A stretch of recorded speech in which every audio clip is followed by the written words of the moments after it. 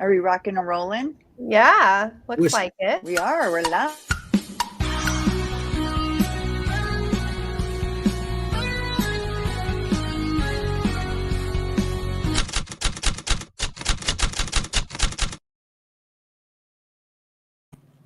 Hello, everybody. How you doing? Welcome to the Seekers Chronicles, Paranormal Historians. Hey, tonight tonight we have a great guest, like usual, and well, I just want to say hello to Kimberly, our ghost history medium. I have to say it right if he slapped you upside the head. Yes, the ghost And of course, medium. The famous Jenny Colucci.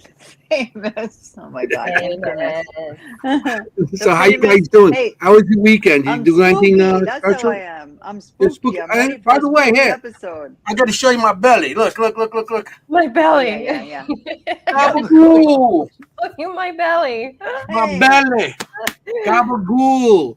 So good. Halloween's in 2 days. It's going to be awesome. Oh my gosh. I cannot wait. Halloween is my favorite holiday of the whole year. I did some of our decorations that we usually do in the house in the back here. You know, I got my little Hamlet skull. Yeah. For our spooky show. To be or not to be. Yeah. I have no idea anything about Hamlet, so. You did good. Shakespeare. You did a good job.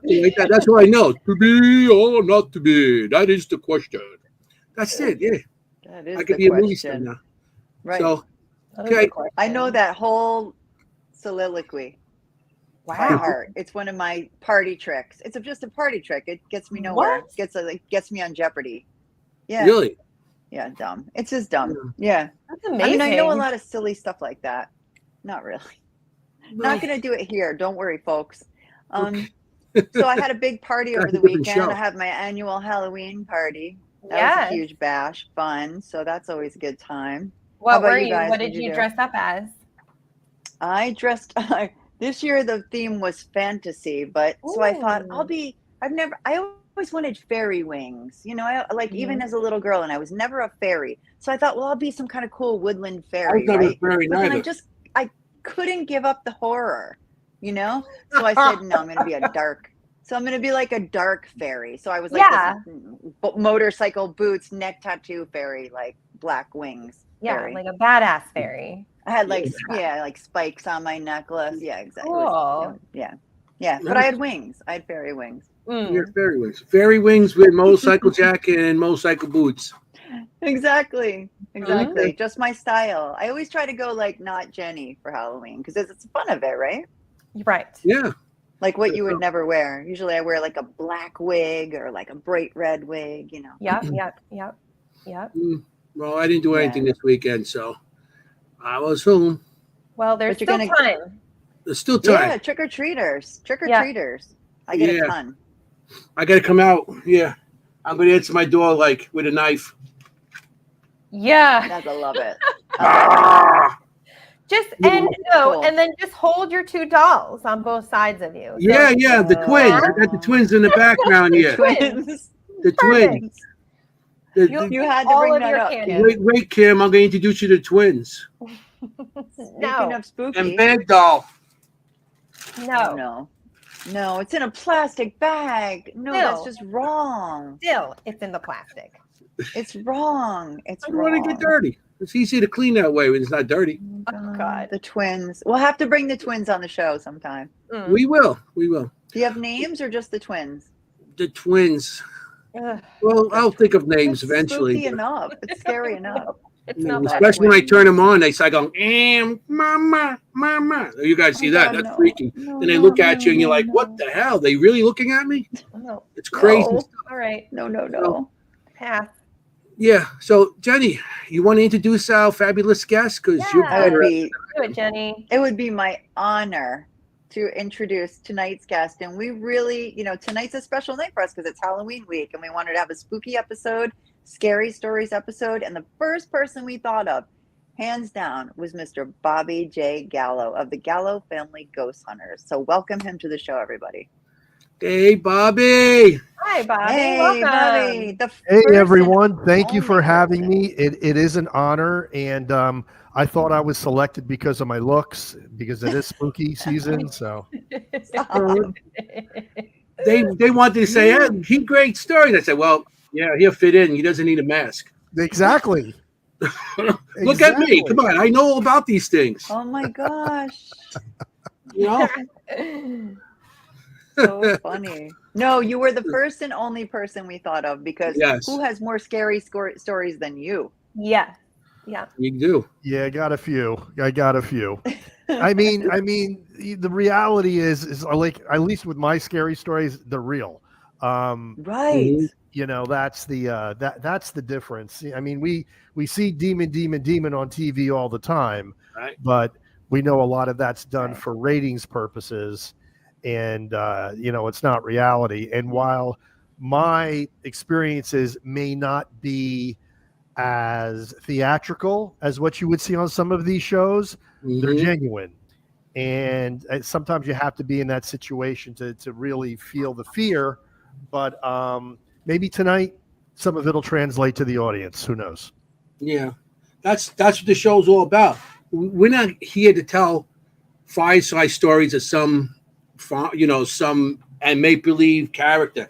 These are our experiences. Correct. This is what we experienced, and Right. this is what we got on film or audio or something. This is our real life stuff. Right. So tonight is our true scary stories. Right. Yep. Some of the events and it's stuff and places we've been to. So this is going to be an awesome show. Yep. Yeah. You And know? I love that you brought that up, Bobby, about like, it may not be as, dramatic or as like in your face as some of the TV shows, but that's all editing. I mean, editing music, like the undertone that they can really shift and change, like you subtly believe, like it can really shift your experience of what's happening, which Mhm. is not in real time.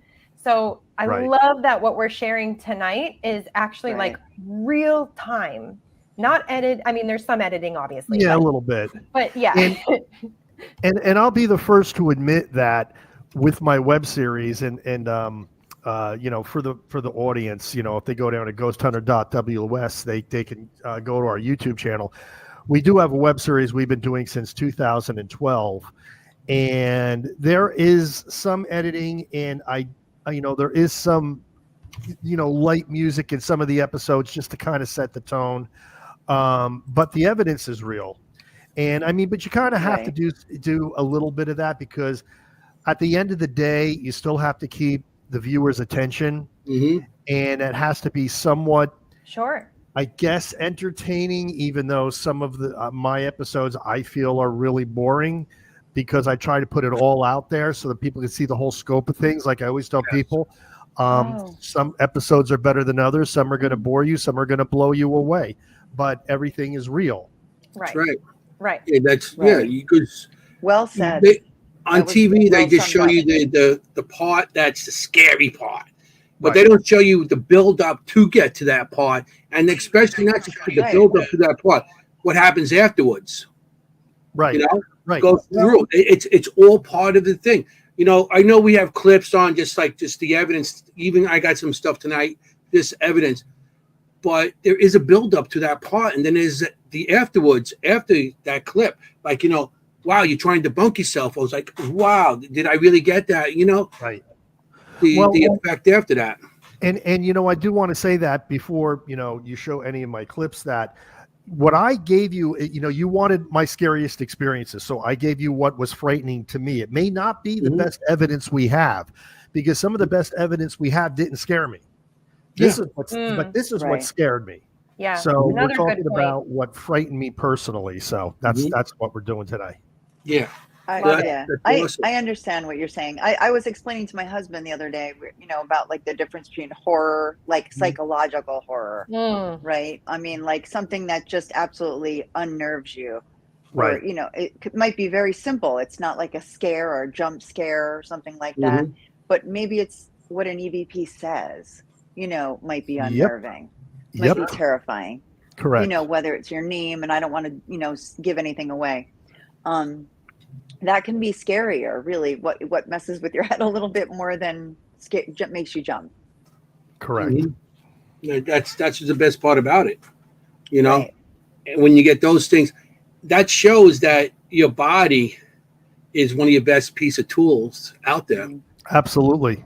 You know, your body, but you getting like, whoa, that's the best piece, because like it's a personal experience. Right. But then if you get it on tape or video, you know, that's awesome. That's even better. So I just gave my age away. I said tape. You bring up a great point. And I think Kimberly would probably agree with this because she's a medium. You know, we've always been our own best tools, but the reason that the electronics exist and the video technology and audio technology exists is to document what we're feeling. Explain. We can't document our own feelings. We need these other things to do it, to validate our own experiences. Yep. Absolutely. Which is why I love in investigations. I have the tools and I love the tools because as much as I can feel something, I actually really enjoy having something else documented as well. I usually walk around with a millimeter, and you'll see that in my clip when I'm experiencing something. I bring the millimeter over again just to help confirm exactly what I may be experiencing. Yeah, absolutely. Great piece of equipment, by the way. Love that. Yeah. So simple. I love everything Gary Golka makes. I am a Gary Golka fanatic, and he knows it. Because I bug him relentlessly on Twitter. Yeah. Good. No, it's good. I think when you know who's, you know, like I am a fan of the Holtes, you know, Steve and Katie Holte Paranormal, and I have a lot of their some of their equipment, and I know who made it, and I know how it's made, and I know what's behind it, and I trust it. Yeah. Yep. And the things I get from it are just genuine and really interesting. Yeah, they make some nice pieces of equipment, those two. They really do. They really do. And I know Katie has this amazing mind, you know, just incredible mind. Yeah, they really do, both of them. So tonight we're here to sell some stories. And we're going to start with the honorary Mr. Bob J. Gallo first. Well, I'm going to throw a clip on that you sent us. There's no special order, so this says serpent. You want to do that one first? Yeah, okay. All right. This, you know what? Sometimes you're doing something. This was a spontaneous investigation, and I was going through an old colonial era cemetery in Whippany, New Jersey, and I was using one of the Ghost Tube apps. And, you know, Amy and Jared from Amy's Crypt, you know, Jared actually designed these things. And they use them on their web series, which has about 250,000 subscribers. It's 10 times what I have right now. But it's an amazing app. It really is. And it's an ITC app. It's exactly what it is. But I wasn't really prepared for what the clip was actually going to say. Because as soon as it said what it said, I got a very foreboding feeling. And I correlated it to what it seems to be saying. So you just run it and you'll see. It's a little choppy, by the way. Yeah. Okay. Here he goes. And serpent.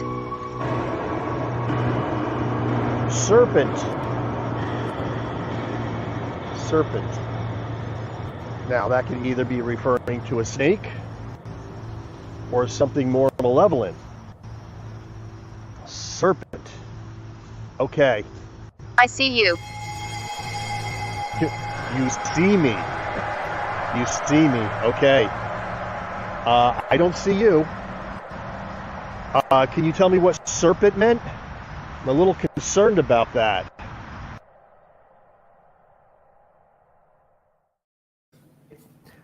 I don't normally get afraid. I mean, I've been doing this since 1990. I was afraid. It freaked me because the feeling just washed over me. And when it said serpent and I see you, I immediately went to because I don't believe demons are everywhere, but that's the immediate thing that came to my mind. So it really did freak me out because serpent obviously can mean, you know, the demonic. Yeah. Right. And the fact that it immediately follows up with I see you. see you. Yeah, Oh that's my crazy. gosh. Yeah. Watching you. The first one kind of freaked me out, but the second one, chills just came all over my body. And it just, Wow. I don't know. And I think that's with a lot of these clips, it's the feeling that went along with it. Your Because it face. goes Oh my back to goodness. what we You were could just see it. talking about, that our Yeah, like- body is our own best ghost hunting tool. And when something's not right, you kind of know it. Yeah. Yes. Yeah. Yes. And it wasn't snake. It didn't say snake. You know, it said serpent is such a biblical word. There you go. Exactly. That's my point. Adam and Eve, the serpent. Yeah. It's the And first time you hear couldn't about it. unhear that association. And even if it's, not demonic, it's maybe associated or someone pretending to be, it's still upsetting. Well, it's the follow-up that really got me. Yeah. And you. interestingly, total coincidence, the clip I sent in is very similar. And I think you'll get the same feeling. Okay. Yeah, it's like, I'm watching you. So exactly. let's just say I get it. Yeah. Yeah. So- I I've think been it's to like that I said cemetery, before, it's what Bobby. you It's say. right off of Me 46, too. right? 10. Right, Route 10. Yeah. Route 10. Yes. And it's definitely because it's right next to the old house. Like that house is It's still called there. the Tuttle House. Yes. And I've been there and it's been intense when I was there as well. Yeah. Right by the river. Yep, The river's right next to it. Exactly. And like literally 200 years of descendants are buried in that. Tuttles are from all different eras of history. And but it has a strange vibe to it. It really does. I agree. I agree. Yeah. Yeah. I want to say hello to so many people we it have in the audience. We have Sure. so like 305. We got Chris Allgood. We got people. Yeah, we got a lot of people. So Awesome. Terrific. we got the Cocos. The Cocos. Yeah, Dos hello Cocos. everybody. Hello everybody. If I miss anything, Amy, Night. Well, I don't think Nightbot's anybody in the No, audience. no. Adam No, and okay. Mary Beth. Oh, Mary Beth. Okay, Hey, so Todd and Carmela. yeah, they're great people. They are. They're really great supporters of my show. They are. Do you know Jenny and Armando from 305 Paranormal? I don't know if I do. I don't know if you met them because they came to Gettysburg. I don't know if they've been to much of our other stuff. Yeah. Yeah. They're from Florida. They come up for events and stuff like that. They're Yeah. good people also. Excellent people. Yep. Okay. So what we're doing tonight is a little different, everybody. We're gonna show something from Bob. They're gonna show something from us, and then we'll go back to Bob, and then one of us and stuff. So I got a couple of clips here too. So I guess I'm gonna go next. You go Already. first. Yeah. Okay. Very good. Sounds good to me. Back in the 2022, I went to Trans-Allegheny, and I met a bunch of great people. Chris Allgood. It was Chris, Audra, Carrie Hopper. She was on our show last week. Scott Riddick and Zach. And so it was a good group. We went there and stuff, and they loved me, Bobby, because I brought them a box of cannolis. Oh, I'm jealous. To West Virginia, I brought a box of cannolis. Wait, They do were they like, have cannoli in West Virginia? No. I don't I know. know they don't. I No. know they don't have pizza. They do not have pizza. No, the it's pizza. terrible. Yeah. Absolutely. Oh my God, we went to the store. terrible. It's like, you want square pizza or round pizza? What's a square pizza? It's just a thing. What are you talking about? What's that on there? Cardboard? It's a piece of cardboard with some sauce and some kind of cheese and like. The only thing you go to West Virginia for is all the fried and the barbecue. The barbecue food is excellent. with everything barbecue. You go down there, you get barbecue. If you want something like some good Italian food, Pizza. Jersey, you go to New York. 2 places. I guess there's other places, but Well, you go to Bobby's house. I go to Bobby's house. I get my own pizza. I made one yes. yesterday, in fact. Oh man! So My husband does. I went to too. Trans-Allegheny. You're making me hungry. I met all these Delicious. people, and it was great. I knew Chris from the show. but this is the first time I actually got to see him. And so I get all my equipment together. Everybody, the tour, they take a bunch of people on a tour. I'm not interested in tours. So I grab my camera, I set it up, and I go into the most darkest area there is in there by myself. Well, I'm walking around, and I walk into this one area. It's on the first floor. It's over by where they do the, what do they call that? Blank. Old age. I forget. You know, when they used to poop in their nose and stuff like that, the doctors, what do you call that? Somebody in the like audience. Lobotomy? Lobotomy. Yeah, I was not too far from where they did the lobotomies. And West Virginia was known for like the most lobotomies. This location, Trans-Allegheny, they had a doctor there that does the lobotomies from children, from infants, all the way up to 80-year-old people, 90-year-old. They didn't care. They just boom. That was it. Horrible. Well, I'm not too far from there, and I walk into this room where they actually used to serve. There's drawers. The nurses used to lock themselves in this area, let all the patients walk around, and there's drawers where they used to give the kids candy and cigarettes, and even the adults that give candy and cigarettes. Back then, they didn't care. They gave kids cigarettes. Yeah. So I'm walking into this room, and I get hit with something. So you're going to hear my reaction. But the best part about it, I got it. You see my reaction on one camera, but I had a body cam on. And the body cam caught what hit me. Oh, the best. So I'm going to show the first one. This is when I'm walking in.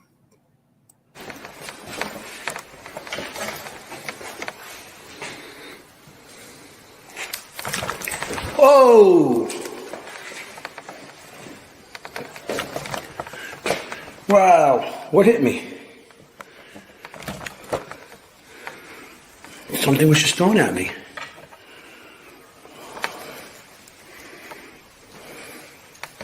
That's cool. Who did that? Who did that? Come on, you can tell me your name. I'm not mad. Something hit me. And you see how my reaction was. Absolutely. Yeah. Whoa. You know. Yeah. And that's, if you notice, I look up, I look down, I'm saying, who's there? And this, because I figured maybe something fell off the ceiling. And you got to do your own recon by yourself. I was there. I was in this area by myself. And it was pitch black. All I had was that 2-inch monitor, the 2-inch LED screen on my camera. That's night vision. That's the only vision. That's the only thing I could see. If I turned right or left, I could not see nothing. It was pitch black. Okay. So now I'm going to show what the body camera caught. Oh, cool. Yeah.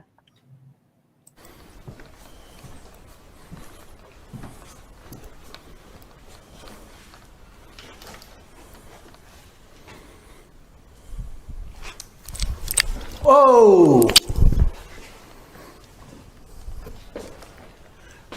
Wow.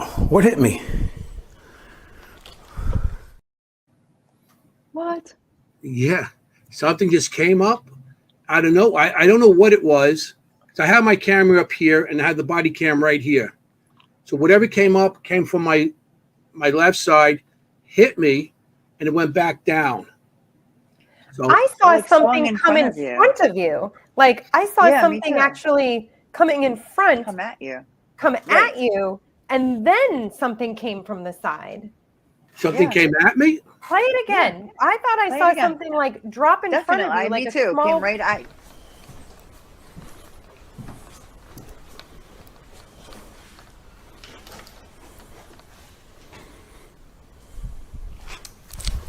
Whoa!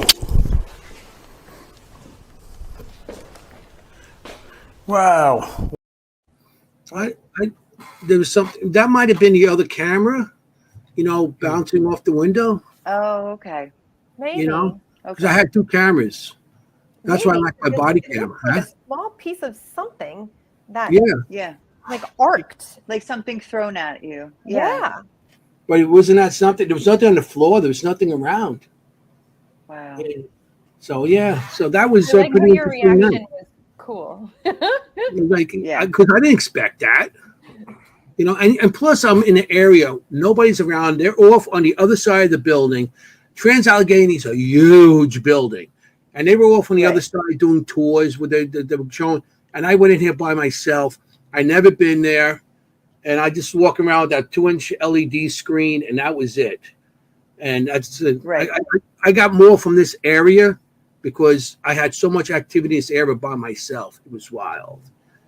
So people don't understand that it's pitch black too. You have to picture that you can't see an inch in front of you and something touches you in the dark. I mean, what could be scarier? That's like a horror movie right there. Mm-hmm. So Anthony, when that happened to you, what did you feel? Like, did you have any? I felt somebody like just going, like hit me here. No, I know. I understand the physical feeling, but like inside, did you get any like sensation or like did you get any image or did you feel anything? At that time, I don't know because it happened so fast and I was like more shocked that something hit me in the dark. And I was like, whoa, I wasn't afraid because you hear me. That's cool because I got to me, that's evidence. I got something, but I thought that was pretty cool. Still, Yeah. Bobby, what's this? Have you been touched? First of all. Oh, you've been touched. Absolutely. Okay. What's the scariest time that you've been touched, if you'd be willing to share? Scariest time that I have been touched. I've only been touched a few times, and none of the times I was really frightened about it. But we were in the basement of the Masonic Temple in Asheville, North Carolina. It was our first blackout investigation as a family. And we were in the furnace room, which was reputedly had a lot of activity in it. And I was asking for some kind of sign that something was there. And something just took their hands from my shoulder and just lightly brushed the fingers down to my elbow. Oh. Yeah. You could feel the fingers? You could feel the fingers. Yeah. You can feel fingers, right? Yeah. Sometimes it's careful what we ask for, right? Yeah. Well, that's the whole thing. You see, I try to get myself in a certain mindset in investigations that this is what I'm looking for. Mm-hmm. So if it happens, I'm not going to go running screaming, like a sissy. I'm gonna man up and gather the evidence because that's my job. So, and I've been in that situation a lot of times, and I always steel myself, STEL, to get ready for that confrontation if it happens. Mm-hmm. Yeah. That's a great point, to be prepared like that. I think mentally prepared. Exactly. You got to be, because we're going to locations that you can be hit, touched, and everything. So when you go to these locations, like you said, you have to. I know you've been doing a long time. I've been doing a long time. So it's just like comes naturally to us now. You get hit or touched or whatever.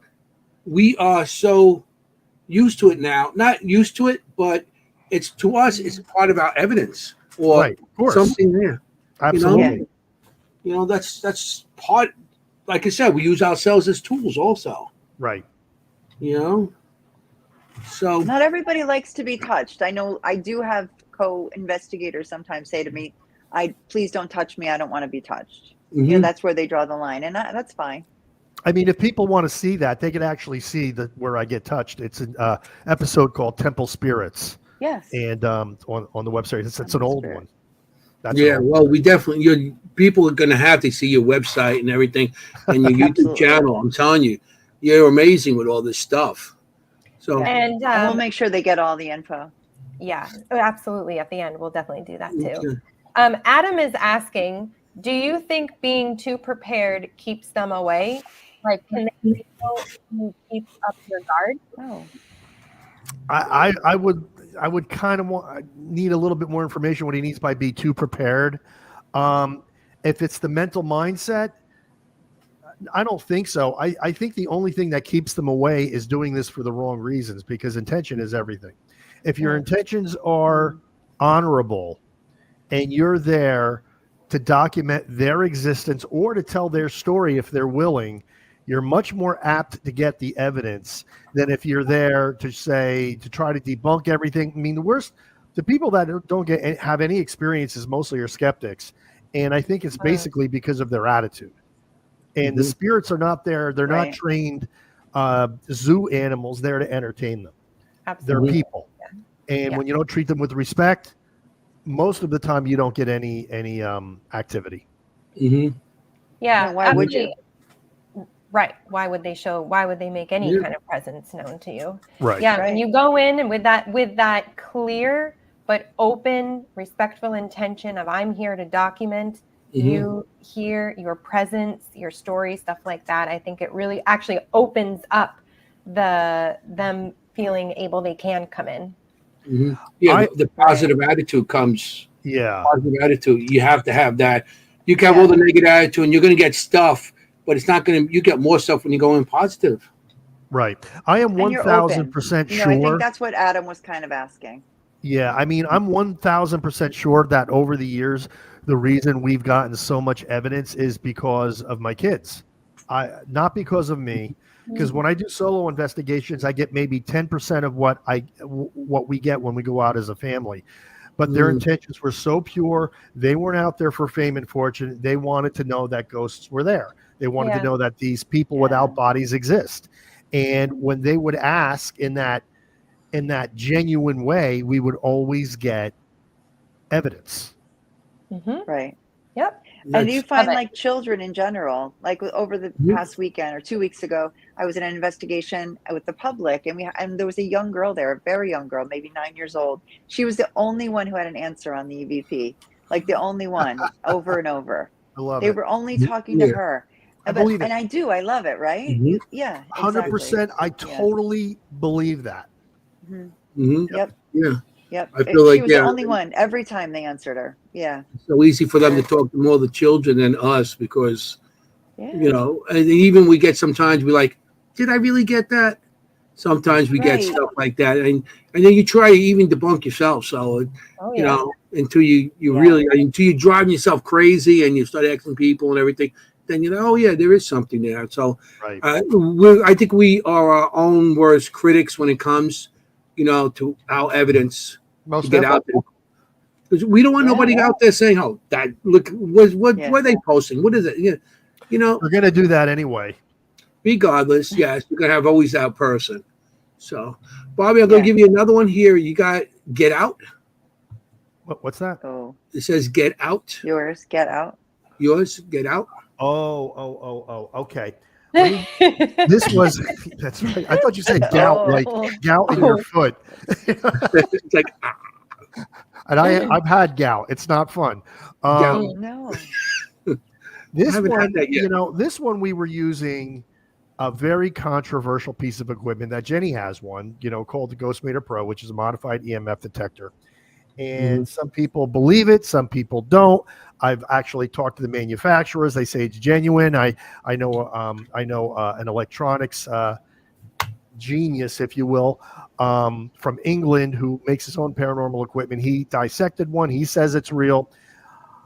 I don't. You know what? Look, whatever people say, people are going to say. They say that about everything. They say that about SB7 spirit boxes. But the bottom line is we were using this in a highly haunted patch of land called Old Unity Cemetery in Fort Mill, South Carolina. And to this day, there is no more haunted location in the world as far as I am concerned. I was told by a shaman friend of mine that there was a vortex there, but it's a colonial era cemetery. We were there. Sun was going down. We got communication on the Ghostmeter Pro, and when we asked it if it wanted us to leave, it almost jumped out of my hand with an affirmative answer. But here's the thing about it before people watch this clip. We all felt it. It wasn't just about what was happening on the equipment. It was about that oppressive feeling that came over all four of us. We were terrified, and on the way home, you could hear a pin drop. And at the end of this, you're actually going to see Courtney run to her mother whimpering. She was so afraid. Wow. Okay, here we go. Let's do it. Use your energy. Once for yes, two for no. Yes. No. Nope. No. This is not Nancy. Are you the spirit of somebody who's buried here?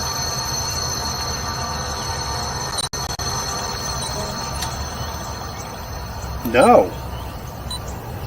Are you a spirit just wandering through, or a spirit associated with anyone that is buried here? No. And that was emphatic no. Are you a good spirit? No. Should we leave?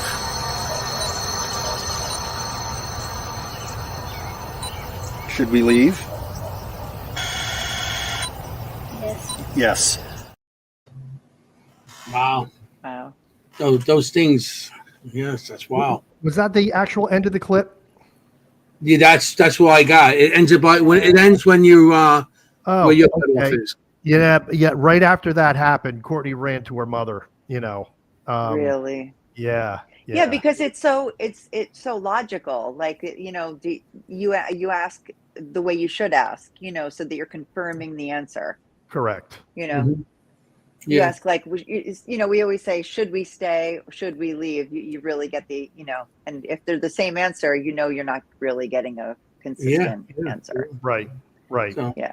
And we've corroborated answers from that with other evidence we've gotten, and maybe like historical facts that we did in post-investigation research, and it's always right. I mean, we very, very rarely does this thing give me a wrong answer. So yeah, we just don't rely on one piece of equipment, and that's another thing. But that was a scary experience for us, and I mean, we really felt like there was something there that wanted us to get the hell out. That's crazy. Exactly. Really So we have a question from Armando at 305. How were you getting the yes or no answers? For someone who doesn't know the equipment, can you just explain it? Yeah, the GMP, which is not manufactured anymore, has a dialogue mode. No. And how it was explained to me is it also works as a regular EMF detector. There's certain modes on it that you can click to get certain functionality.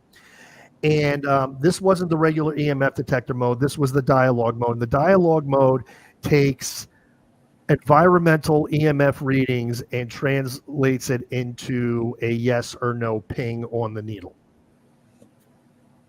That's basically what it does. Okay. Mm-hmm. It's not Armando, it's Jenny. I apologize. It's 305. Okay. You know why? Because his thing is Mr. 305 Paranormal, so I just took a glance and sorry, Jenny. Alternative Technologies is the company that makes it, and they make the regular ghost meter now, which is just an EMF detector. They actually don't make this anymore because people just came down on them too hard on it, and they just think it's not worth it. But they're very hard to. Anthony has one. I have one. Anthony, you know what? You need to start using it, and just tell me what your vibe is when you're using it. Yeah, I mean, I used it for years. We have, it was actually one of my teammates that passed. His wife gave me all his, Joe McCaffrey. She gave me some of his equipment. That happened to be part of it. And we were doing an investigation, I'm telling you, a yes or no question. And we were in somebody's house. It was a private location. And we had it on the counter in the kitchen. We're in the kitchen. And we actually had yes or no questions. All of a sudden, thing flung in front of us across the counter. Was lighting up, going crazy. Hits the refrigerator, falls. The batteries go out, but we can't find the batteries. Like the batteries disappeared. Like they didn't want us to use it. It was crazy that night. But yeah. Wow. I have used it. And it makes also a static noise too? It does. That's when it's searching for an EMF pocket. And a lot of people go, well, if you just leave it on, eventually it's going to trigger. And the manufacturer said, well, yes, because it's searching for EMF and it's eventually going to find it. But I will tell you, we've had it on for an inordinate amount of time and it never triggered. So there's sometimes it doesn't trigger at all for us at all. Yeah. And then there's sometimes you put it on and in 5 seconds it triggers. But when that happens, there's always something really funky that happens with it. It starts making a weird noise. And it's usually because the area is very highly charged with Yeah. EMF. Those things. Okay. The piece of equipment. It's not a bad. It's an older piece of equipment. It's good piece. Right. I haven't used it because all the modern stuff came in, but I had it the other day at the that fair thing that we did. Yeah, I The saw it. bazaar. Mm-hmm. Yeah, and I'm Yeah, thinking Bob, about bringing we it saw back because we have got some good. Tilly's Pierce house. We were in the Tilly Pierce house in Gettysburg, and at nighttime, and I had it on all the time. And about 3 o'clock in the morning, it just went crazy, and it was like, what's setting it off? It was nothing. But at 3 o'clock in the morning, we had a ball bounce against the wall in the bathroom, and it was supposed to be a kid playing ball again in the bathroom. So that was interesting how at 3 o'clock it went off at that time. But yes, that is a great piece of equipment. So, yeah, the static Kimberly, itself is creepy. I agree. It made the static noise It's a on creepy its own. noise. It is a creepy It's like noise. Right. kind of grating, right? It kind of is like, oh, Yeah. if I have Yeah. mine's packed right part now, of I'm it. take mine down and play it for you. But not. Yeah. Kimberly, you have a story to tell. I got some pictures from you from location. You want to do that? Sure, we can do the story, and then maybe later we'll do the other one. So, yeah, this is a story with pictures. Ooh. Okay. This is it's one of I those. don't have any Illustrated evidence story. of this, but this Okay. was one of my Kim, previous stories. I'm going to put the picture on. Yeah. Just tell me when you want to change it, okay? Yeah, great. So this is Fort Stark in Newcastle, New Hampshire. It's on the coast of New Hampshire. I went to college at UNH in New Hampshire. And myself and 3 friends, we went here to go exploring one day because, what do kids that age do? And people our age who are into the paranormal and ghosts do? We go to abandoned places. So we're walking around. It was all foggy because it's right on the coast. And we're just about to leave. It was just about dusk. So it was that kind of crepuscular time where it's not really light out, but it's not really dark. And we were leaving, and you can go to the next picture. And we had our car parked right in front of this part of the building. There, you can see the road here right in front of the picture, in front of this hydrant. And we were parked just in front of the building, and we were literally about to back up. And then we see through the mist down the road was a black car. You can go to the next picture. Oh, maybe not that. Well, that's fine. So a black car came up, and literally this man walked out of this car. Yeah, it looked like very similar to this. This is a 1940 Packard, or at least so the picture said on Google. So somebody else can verify that for me. But, and then this man came out who literally looked just like this, and with the boat hat and everything. He got out of the car. He went to the front of the car, looked at the headlights on his car, got back in the car, flashed the headlights once or twice, got out of the car, went back in front of it, then got back in the car, and then just left. And we couldn't leave because he had parked behind us. And this was, gosh, maybe 10 years ago, 15 years ago. I don't know. I don't remember. When did I graduate? 2009. This was like 2009. And then you can go to the next picture too. So I have no explanation for this. And just as Anthony said that we're our greatest critic, I don't have any explanation for this. I have no idea why this car would have come up, this man would have come out looking like this.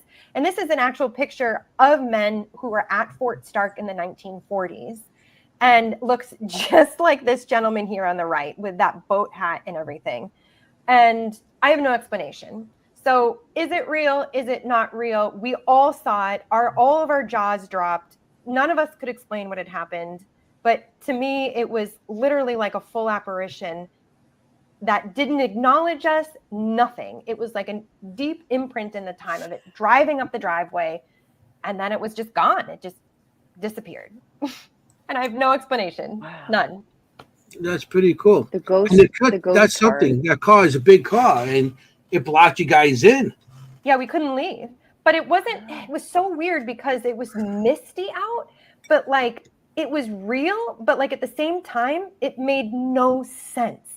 Like it made no sense that somebody would be doing that alone, dressed up like that, literally looking like that, driving up at that time of day, doing whatever he was doing with the lights.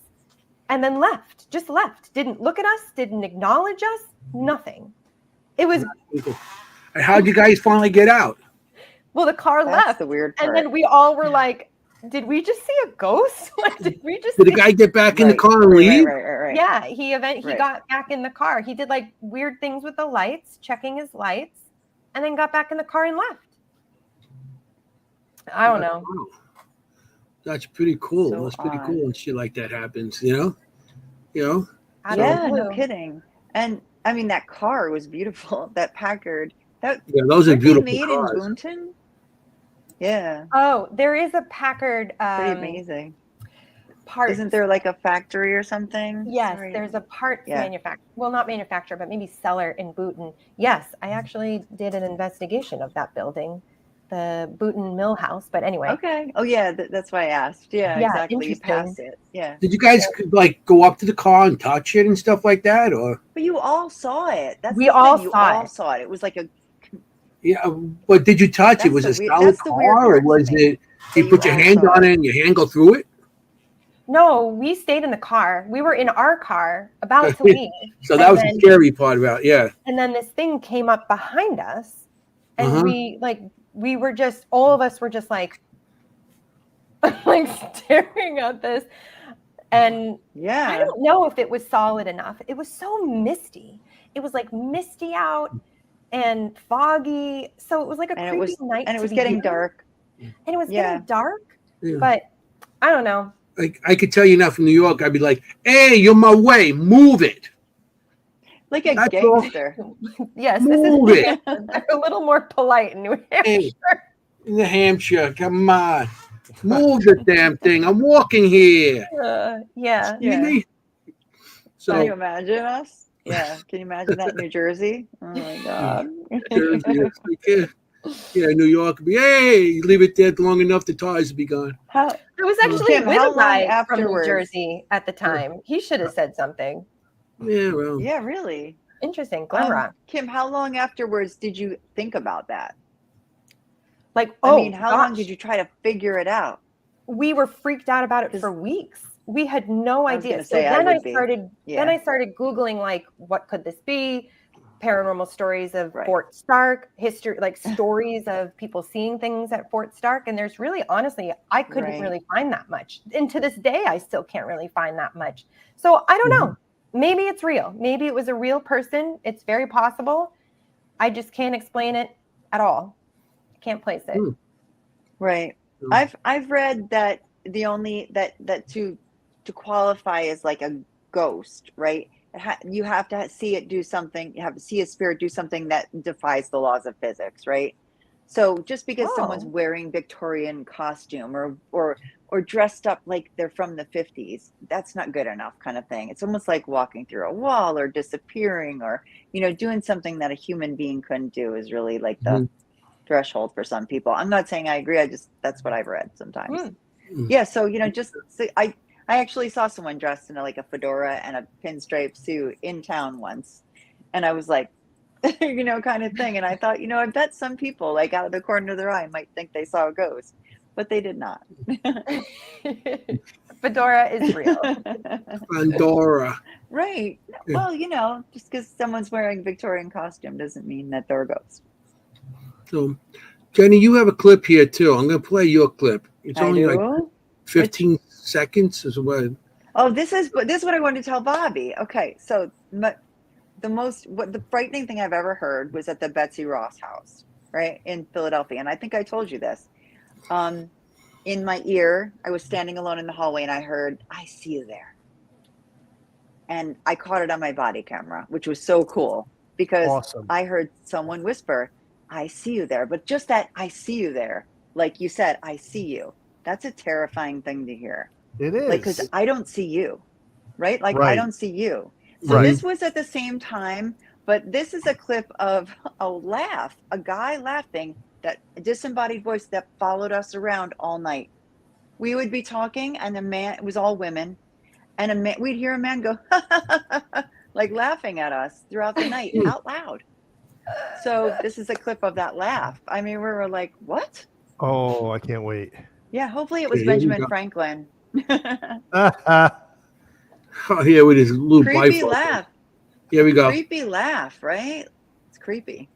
Could be. It could be motion sensor. Or just security cameras, yeah. Did you just laugh? Like, I heard a lot. Did you hear like, ha ha ha? Did you hear it? I heard it. Yeah. I'm going to play it again. Play it again. We'll play it again. Yeah. Yeah, you hear. Yeah. Everywhere. Could be. It could be motion sensor. Or just security cameras, yeah. Did you just laugh? Like, I heard a lot. Did you hear like, ha ha ha?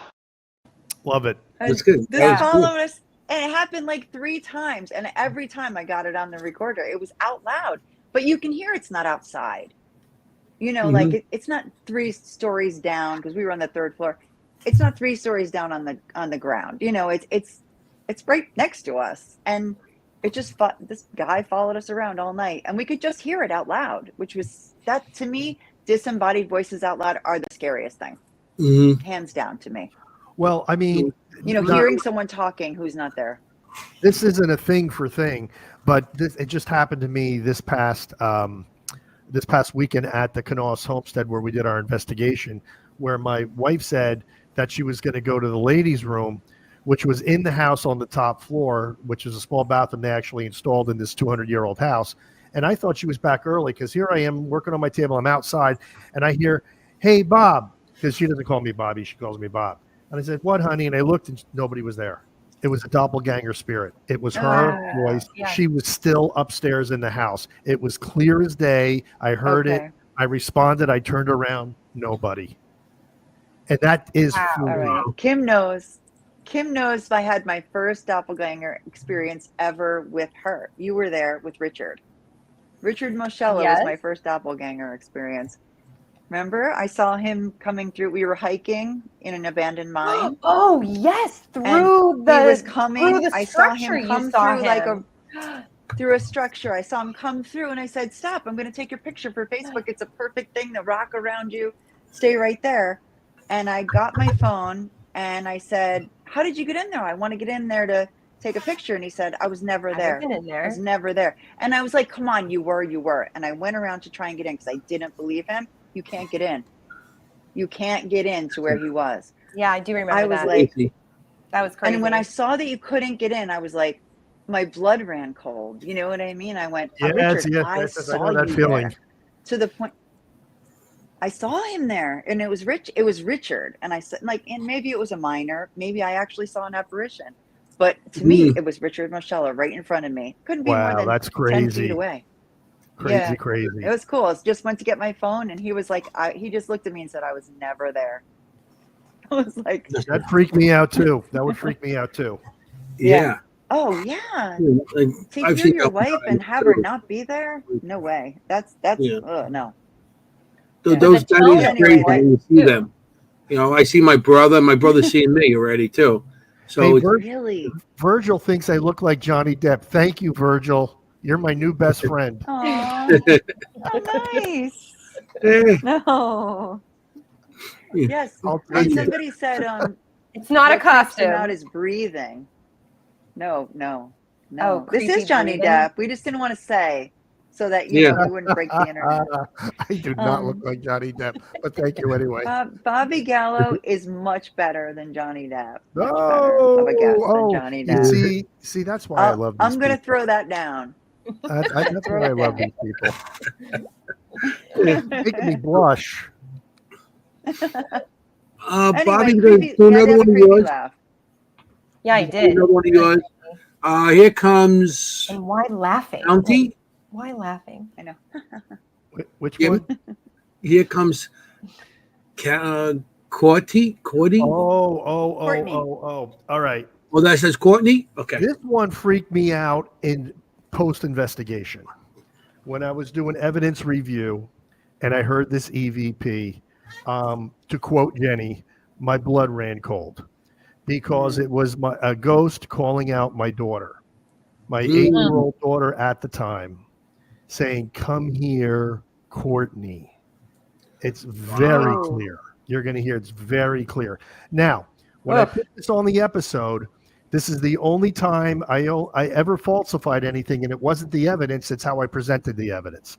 Because on the episode, I say, come here, come here. It does not say, come here, come here. It clearly says my daughter's name, come here, Courtney. And you'll see it. And that's why it scared me. Oh. Because I'm bad. Yeah. Yeah, of course. You want your child, of course. Okay, here we go. Yeah, let's hear it. Confederate soldier right here.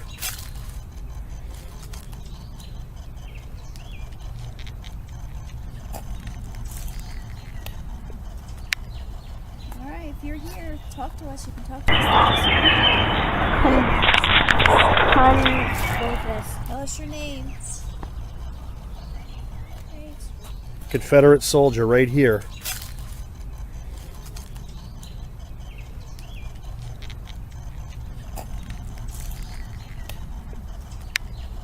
All right, if you're here, talk to us. You can talk to us.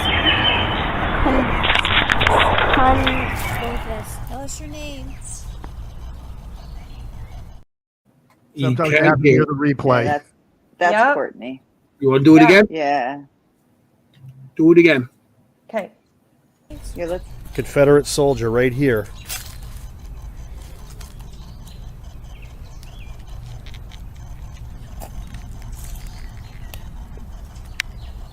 All right, if you're here, talk to us. You can talk to us.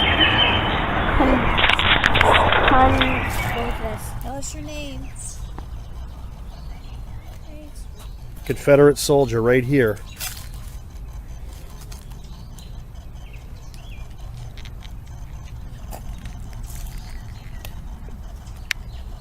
All right, if you're here, talk to us. You can talk to us.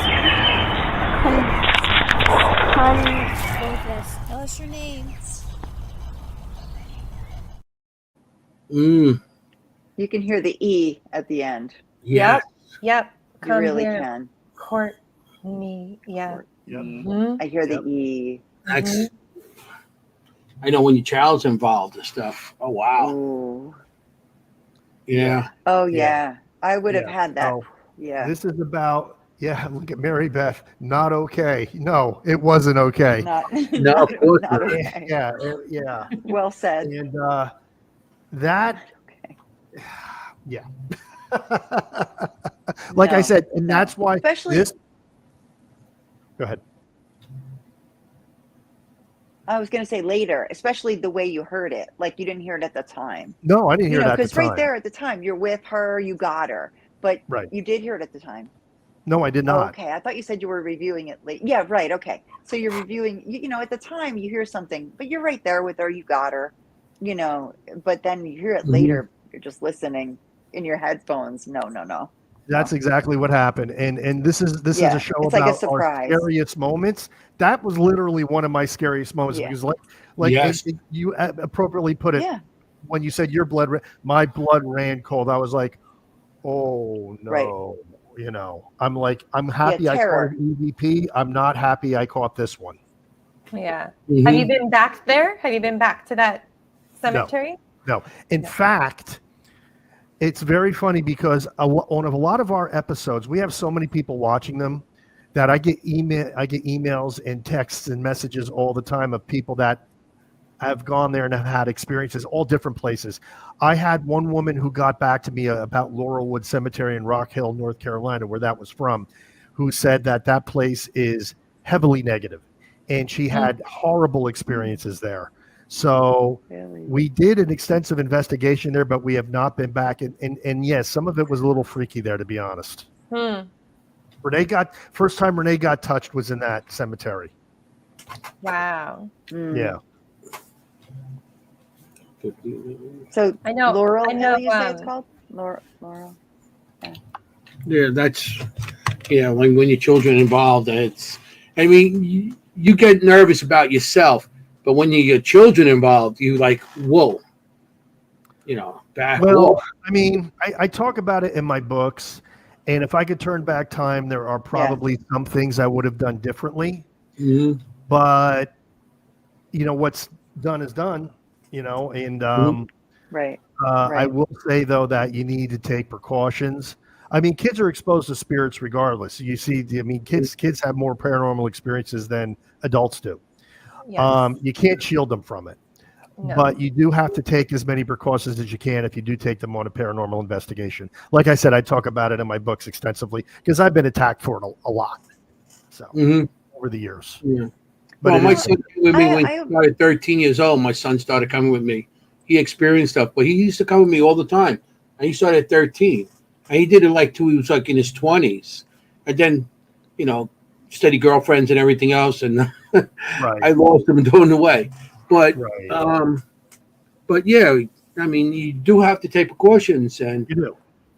You know, Jenny, you were going to say something about that. Oh no! First of all, if my daughter couldn't even watch the show, she would cry. But she's like chicken and proud. She's the opposite of me, like terrified of everything, her own shadow. But I was going to say in your books and in your videos, like what I really see, especially in your videos, is your children are comfortable. Like they are, you can see that they know they have the power. This is how I feel about it when I watch your videos. Going to say the exact same thing. Yeah. Right? You sense that your kids feel like they're in control. They were fearless. They're not but they also like power is the right word, right, Kim? Like they have the power. They have the power in that situation. And if they have a greater happy, they could walk away. Yeah, and a greater understanding of what they're experiencing, and the confidence for it. So honestly, providing children with that understanding early on, personally, I think would be more beneficial. And then all of a sudden having to be called to a teenager's house that's having poltergeist activity. Well, and you're like, oh, maybe we should have had that conversation sooner. I mean, honestly, looking at the positives of it, they've grown to be completely fearless because they learned early on that these things can't really hurt them. So, I mean, like my youngest daughter, Courtney, who was called out, she was 8 years old then. Right now she's in law school. And this kid's going to be a shark because she's fearless, completely fearless. Yeah. Right. But you can see the confidence in the videos. Yeah, I can. Yeah, you can see it. Yeah. Both my girls are strong women now. And I think, I'm going to be honest with you, I think the paranormal investigation had a lot to do with it. Yeah. Why not? Right. Why not? Why not? Made them feel strong and, not to fear things. I mean, a lot of people fear ghosts and the things that they can't see and, something they don't understand. But you taught them not to be afraid of that kind of stuff. It is. It's very good. It's very good. And I can just see it in their faces. Like, they don't have that look like, what's going to happen? No. That wide-eyed thing. They're more like, okay, I'm in control of this, That one investigation that I played where the ghost, essentially told us to get out of the cemetery was one of the few times Courtney ever got scared. And she said one other time in a haunted theater in Neckhong, New Jersey, the Palace Theater, she goes, I got scared there too. She goes, but normally she'd be off looking for a ghost, and that's why I had to buy walkie-talkies. I says, honey, we need to stay in contact. You just can't go wandering off like this, in a cemetery at midnight. Right. That's right. And she goes off by herself. That's that's right there. I didn't let her do that. She would just do it, So I'd be like, don't do that. Stay near me. So that's awesome. It was not general fear. So good for them. I'm going to throw another one of mine on. Oh, Anthony, yay! Okay, the Trans-Allegheny again. All the evidence I have. Trans-Allegheny is one of the most haunted places I ever been. That's where I'm playing a lot of evidence, and I got so much evidence there that weekend, and it was a great weekend. Like I said, Chris, Audra, Carrie, and all the other people. It was such a great weekend. But we are on the third floor, I believe, or the fourth floor. Well, we're about to go downstairs, and everybody's ahead of me. I'm the last one to go downstairs. And I hear something rush up behind me, and I caught the sound behind me, and I turned the camera. Of course, there was nothing there. So this is what it sounds like. Hey. What'd you get? I heard footsteps. Oh, you hear that's the- cool. Can Did you do it hear again? that? Play it again. Yeah. Now it's Chris Yeah, do it Ogren again. in front of me. Use your energy. Wrong one. Oops. Oops. I'm trying to Bobby steal Gallo Bobby's. ran up behind you. Yeah, Bobby Gallo ran up behind me. He That scared wasn't me. me. It was Bobby's feet. Bobby. Okay. That was Plus, us running out of the cemetery. it's like, yeah, you ran out of the cemetery and they threw you out of the cemetery, so you ran towards me. Man. Yeah, jumped Yeah. timelines and everything. Get out. Like, holy cow. Yeah, here we go. Hey, What'd you get? I heard footsteps. That was clear. Footsteps. That was like bang, bang, Yeah. bang, bang. And you could hear them going down the stairs in front of me. I was the only one on the floor at that time. Wow. So you could hear them going down the stairs, and you could hear the sound of them going downstairs. Nobody running, nobody, because we were really too tired at that time to really run downstairs. And Trans-Allegheny is so huge, and we were going around, and it was interesting because what was that? Wow. You know? Yeah, Anthony, I love you. You are my partner, but I know that wasn't you running. If you heard me falling He's down the like, stairs, oh, that hell probably no. be Put it this more of way, me. we love you. Hell no. And it sounded like something was We love rushing up, you. like rushing to. Yeah. Yeah. And then just stop, like their foot Yeah. just hit the ground, like stop right behind me. And that's how loud it Yeah. was and clear. Because I heard it, but I didn't know I got it on camera. Because sometimes you hear things, you don't get it on camera. So Sure. so when I did the review and I was like, whoa, that's pretty cool. To me, it's cool. Yeah. A lot of people are like, oh my God, that's scary. No. At the moment, it No, gave me I- that jump, like, whoa, somebody. And that No, whole night I and was it's there. coming it up was the on you. Same thing. Same thing. I always had that, like, whoa type of thing. Not scared, but that Startled. startled type experience, Right. which that was pretty cool. I mean, I thought that was too cool. You know, That so- was so loud. It was so loud. And that's before you wear a body he now wears a body camera on his back as well. He wears one in the front, one in the back. Only reason I know this is because every investigation I make faces behind his back and like yeah, I'm walking down, I do a review, and like hiding in the back.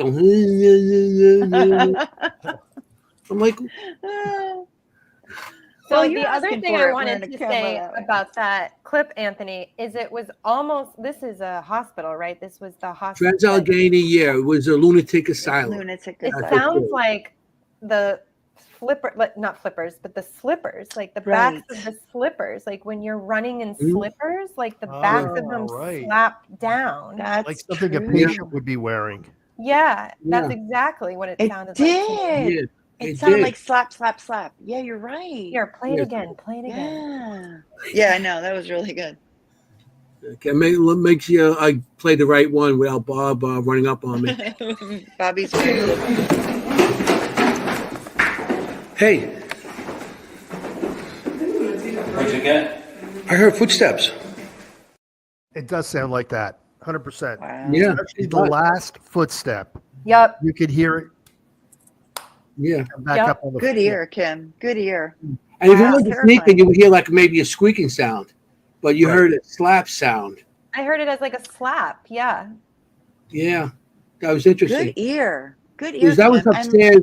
There was a little administration section, and there was a section. That whole place is full of patients, and they have a section where they have the most violent women and the most violent men. There's sections there and stuff. They're so violent. Chris Olga pointed it out a couple of times, and when we were there, I'm like, oh, I didn't realize. The cells on the inside are metal, and there's dents in it. Steel doors. So that's how violent they were. They used to pounce the door. Who knows what they used to do? And it was dents on the inside of the doors after they close them. So Terrifying. that was a crazy section. But that interesting. I definitely want to go back there. That was cool. Yeah, I love that place. I'll be there May 2nd. We're going May 2nd next year. Awesome. Oh, wow. I don't know if Yeah. I will be able to go into that building. And Mary Beth was As a just saying in psychic, you might the have a audience, problem. she's not sure. Yeah. Yeah. I'll know real quick. It doesn't take me long to be like, no. Yeah. I mean, Yeah. some sex, this place has a lot of history, and where you read, this might be an overload for you, because anywhere you go in this place, I mean, it's like so many stairs and elevators. No elevators working, but there was so much violence there. A nurse fell down the stairs somewhere in the building, and they didn't find her till 3 days later. She was dead at the bottom of the stairs in one of the back hallways. So that's some kind of stuff happens there. Right. So, Kim, have you been to Penhurst? It's not nowhere near as big. It's like a city, Trans-Allegheny, but like, have you been to Penhurst? No. yeah, Okay. Is No. it because you don't want to go? No, I would Okay. go. No, I would go to any place, and then I will know very quickly if it is a place for me to be at or not. Which I've been to. Oh gosh, what is that? The prison in PA in Philadelphia. Oh, the Eastern State? one in Eastern State. Yes, so I've been there, touched there. Didn't really have much, but I've been. There's something about asylums though. They're It's dark. very Yeah. very tough. Yeah. Very tough. A lot of Very bad. tough. Yeah.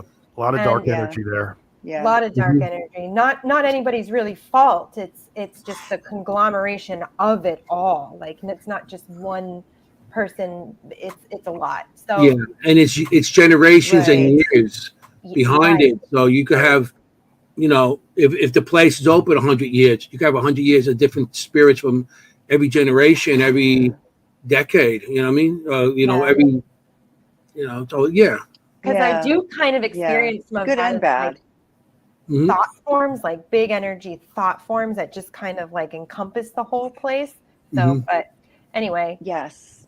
So I'm going to play another one of yours, Mr. Gallo. It says Sprout. Oh, Sprout. okay. Great. This was the number one time I'd say I was more afraid in this clip than any other time I've ever been investigating since 1990. wow. And this was a small Whoa. family-owned burial yard. I would say a half-acre tops, and it had a reputation for being haunted, but nobody could ever investigate it because it was on private property. So I went up to the plantation house, big plantation house, knocked on the door. A stately woman comes to the door, and I introduced myself and pointed to my car and said, "Hey, that's my family in the car. And we're paranormal investigators. We'd really love to investigate your private burial plot that has that reputation. We promise we'll be respectful." And she was all about it. She gave me all these stories. It turned out that the person that they suspect was haunting the burial yard, his name was Thomas Sprott. He was a hero during the Revolutionary War. He fought beside King Hagler of the Catawba Indians against Lord Cornwallis on his march to Charlotte. And he just likes to hang out there. So I went to do a preliminary investigation first without the family. So I got there. It was in the middle of the woods. There was a little dirt path that would go to the woods. When I got there, I was using the Ghost Meter Pro, but it was in regular EMF mode. So it was basically functioning the same as a K2 or a tri-field. It was just on regular EMF mode. When I got to the gate, I could not enter. Something was physically keeping me out, and I could feel it. And it was oppressive. And the EMF detector was going berserk. Hit it, Anthony. Wow. I can't say this place isn't the least bit creepy. Holy Toledo.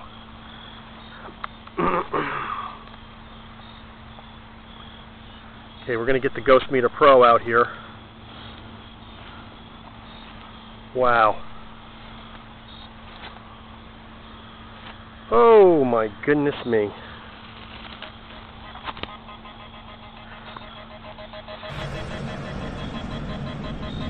Holy crow. Whoa. Oh my gosh. Folks. Unbelievable.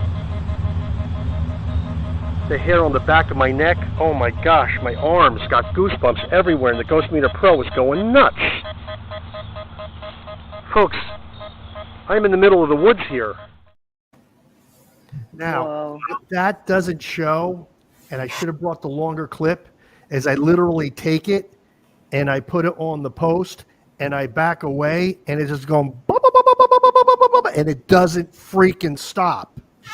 And then I take it, I shut it off. I come back later with Renee, and she has the dowsing rods.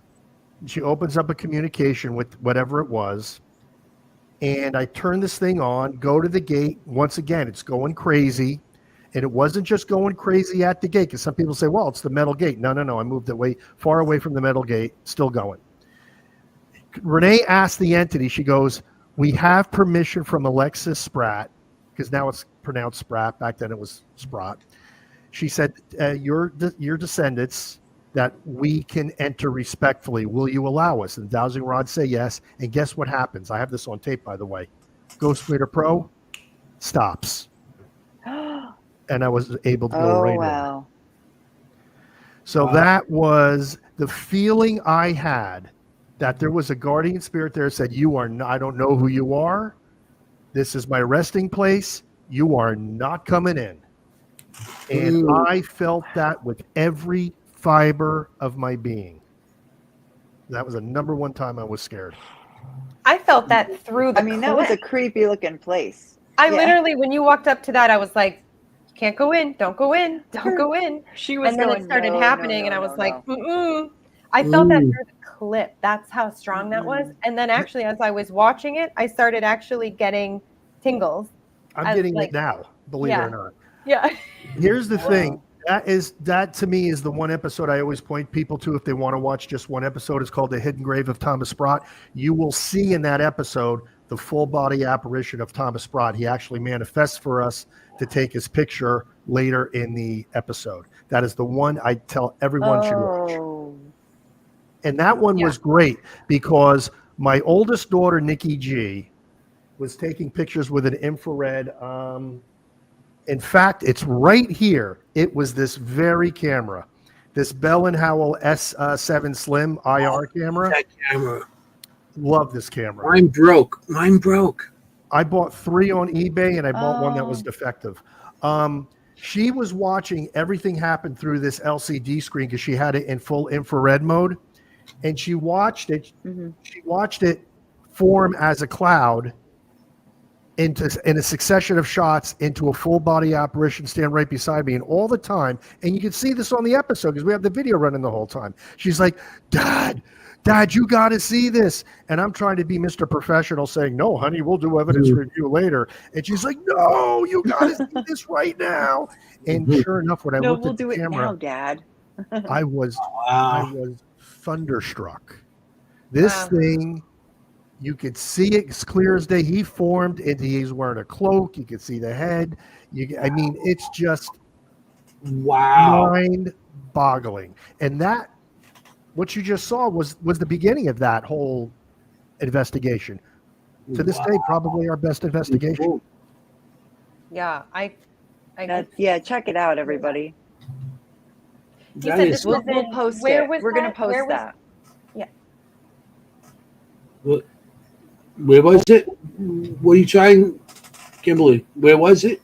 Yeah. Bobby, where was this? This was in Fort Mill, South Carolina. It was a small private burial plot on private land. South Carolina. South Carolina, Fort Mill, South Carolina. Interesting side note to this. Because of our investigation, they actually had to fence it off.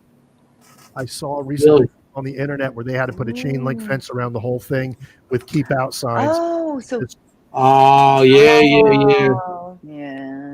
Yeah. Yeah, sometimes it's better to keep it, show the evidence, but Sure, don't sure. where it is. Yeah. Sure. Yeah, people see it and then, yeah, Yeah, they don't want to they don't investigate get it. permission. People don't get permission. Yeah, they sneak on. Yeah, so they had to fence that whole thing That's off. the So worst. no one's getting to it now. Mm-hmm. It's a shame. That's a Oh. shame. And then they ruined it for everybody else. Like maybe with respect and go in respectfully. They ruined it for everybody. Nah, Right. it's a shame. Oh, that's a shame. You go Yeah, go to North Carolina. You should have Montgomery House. South Montgomery House. Do you ever go down there? No, I've never been. Well, yeah, I mean Chris Allgood and Audra, they're like people that can take it. Maybe that's a little place you might want to check out one day. Absolutely. Yeah. By the way, Mary Beth in the chat. No, yes, I have been on Entity Voices show. They do have a episode with me on it. Yeah, I think they have everybody on. I'm going to give another side perspective to this fence, because I always feel like sometimes locations call to us. So you could have actually been in a different way summoned there to do this investigation. So then a real fence was put up so that cemetery really on behalf of the Sprouts in spirit had an even bigger barrier so that people really didn't come, because they didn't really want people in there anyway. No, they definitely did not. No question. So in a way, you kind of all felt it. Yeah, that's true. Yeah. That's but true. You kind of helped the just spirit. Watching it. Yeah, I didn't even think about that way. Serving the spirit in that way by eventually having to have a barrier up, a fence. So that makes a lot of sense. Just another perspective. Yeah. Yeah, no, I love when she talks about locations drawing you in for a reason. Because typically there is a reason. Yeah. Yes, I agree with that. Yeah. Absolutely. Yeah. But that even the clip you just showed, I saw Kim go like this, and I'm thinking, no. Yeah. And I've had people notice that you see the EMF detector on and nothing is happening until you get to that gate. Yeah, as soon as you hit the gate, it just goes crazy. It goes crazy. It's like you crossed a border. Right, exactly. It's like beep, beep, beep. So we have another clip here from Kim. I'm going to play your thing from what's this from So this is a impromptu visit down to Basto Village in the Pine Barrens. I was just wandering around again, just doing some filming. Kyle was filming me there. We walked into the general store. Oh, the general store. Yes. Okay. This is the general. Oh, have you guys been there? Yes. Yep. Yeah. So this is in the general store. I wasn't really expecting anything, and then I ended up having an entity actually try and jump me, which is interesting, and I got scratched. So this is actually the footage of me getting scratched, and then feeling sensations and having EMFs on my back. I'm going to try to do this. This is the first time I'm sharing screen, so here we go. Okay. It's a little more thing.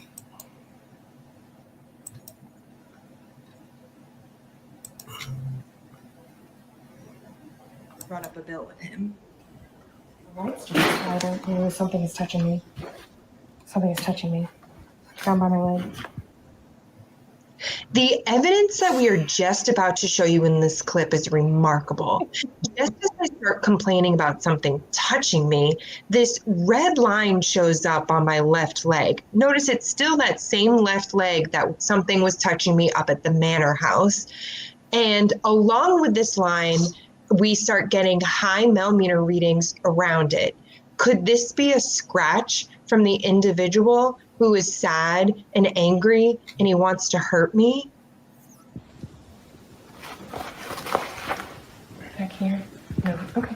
Something literally just touched me. It's burning. You can see that scratch. I see it. Burning. So this is just a kind of story. Are you recording?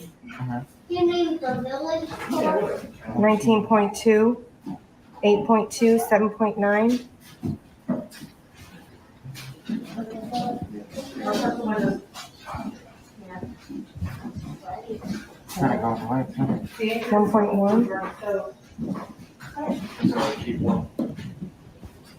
It is kind of going away. 1.6. 1.7. Okay. Did you just touch my leg?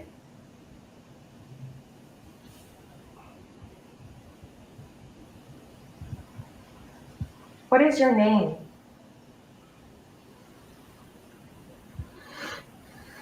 So I've gotten 0 since I took it.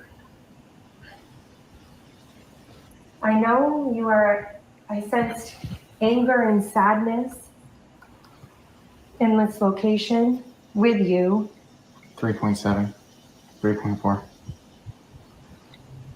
Is there something you'd like to tell us about this location? Injury. I heard injury. Oh, my neck just started going. Oh. Are you trying to hurt me? 1.8. 3.5 on your neck. 4.5. Still you 1. Can't come in me. That I will not allow. Ooh, he's pissed. My leg just started freaking out. 4.6. You cannot come in me. I will not.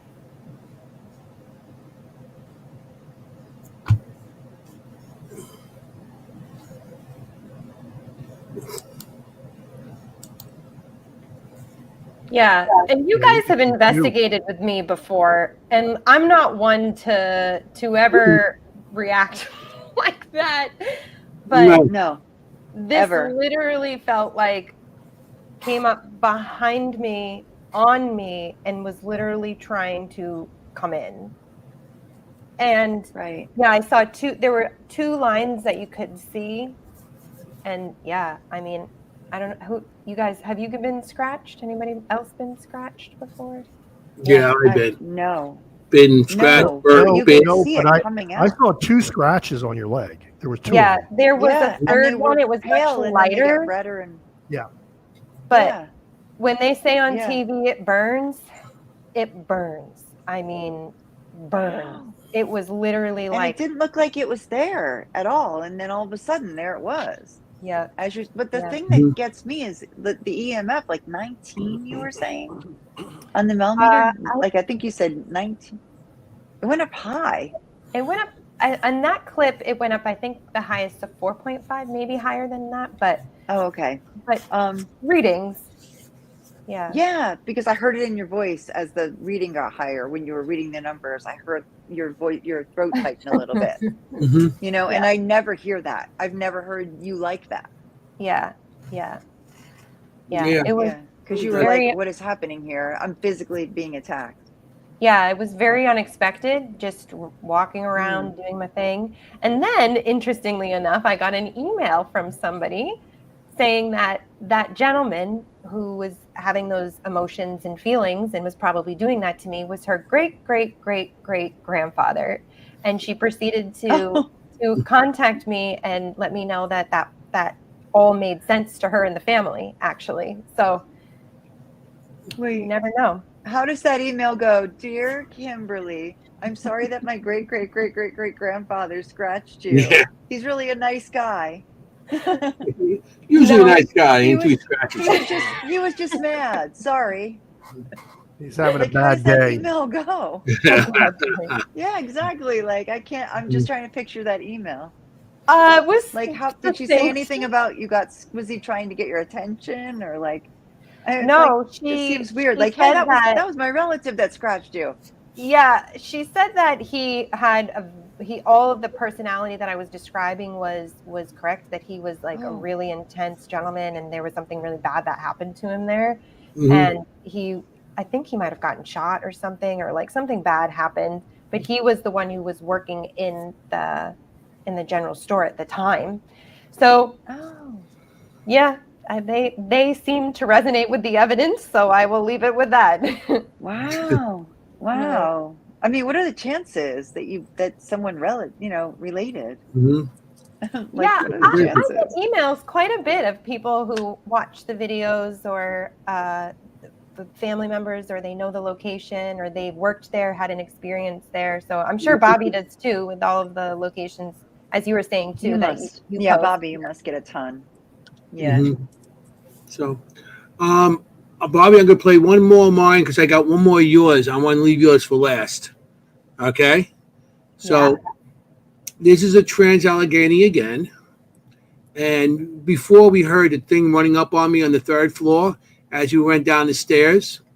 Well, at the bottom of the stairs, we stayed down there. It was a group of us there. We started, had cameras up and investigating.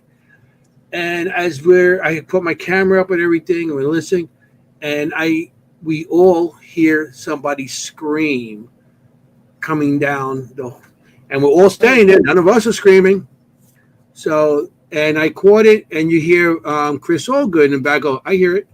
And this is a very small clip, so here we go. What was that scream? I heard it too. Play that again, Wow. please. You hear that? You Play hear it Chris one more time. As a What was that scream? I heard it too. Yeah, that was clear. Yeah. Very. And it was eerie. Mm. Talking about blood curdling. Yeah, if I heard that. Funny part about that, not funny part, but where we were was where the violent women ward. I was going to say That was right there. So it really sounds like your classic horror movie scream. Mm-hmm. You know, we have one similar. We have an episode called Ghosts of Elmwood, Elmwood Cemetery in Charlotte, North Carolina, which is absolutely massive. And I didn't scare me, so I didn't. That's why it's not on the show tonight. But I literally got an EVP of a ghost going, whoa, whoa, just like a horror movie. It literally sounds just like that. God. And when I heard the EVP, I was like, whoa. I mean, it was the classic ghost sound. Yeah, it's wild. Oh my goodness, that's kind of all like you the need is a laugh, chain right? rattling, you know. Yeah, Crazy. I know, we've but got that's what footsteps running up on you. The creepy laugh. I mean, the that happened scream, like the all requisite night long. horror I scream. was coming from the third floor. You heard the footsteps running up on us. We went down the stairs, right at the bottom of that same staircase. That's we sat. You know, I got a little tired, so I had to sit anyway. So you see my camera there, and then you hear this. You see a camera there, and I think that was my body cam, something like that. But there was a group of us there, and I heard it. I said, that's why I said, anybody hear the scream? And then Chris goes, yeah, I heard that too. And it was a very fast clip, but that was pretty cool. Yeah. That place is one of the most haunted places I've been to, and all the years I've been doing anything. I mean, I even got choked out when we went up the stairs from one of the other locations. I'm walking up the stairs, and Chris was with me and Audra. We get to the top of the stairs. I felt like somebody grabbed my throat. And I said, and you could hear me coughing. And I actually put my camera down because I'm like, I can't hold my camera because I'm gagging. And I put my camera, because my camera I carried up with a tripod and everything, so I could keep on putting it down. And I put it down, and I'm gagging, and you can hear me gagging in the background. And they were doing the Esty session up there at the same time, and somebody said, somebody goes, who's choking Anthony? And it came up on the thing, said, I am. Oh boy! Yikes! So yeah, and it was interesting because that came up at the same time, and then we seen a creeper down the hallway. I'm going to just show you that one picture, the creeper. I drew a picture of the creeper or the creeper. And Chris seen it. I ran down the hall after I was choking. I'm going down the hall, and he was seeing this thing on the wall. I seen it crawling up the wall. Oh. I got the chills. I seen this crawling up the wall, and Chris seen it also. Making me want to go there. Yeah. How big was it, Anthony? it was like size of maybe a human.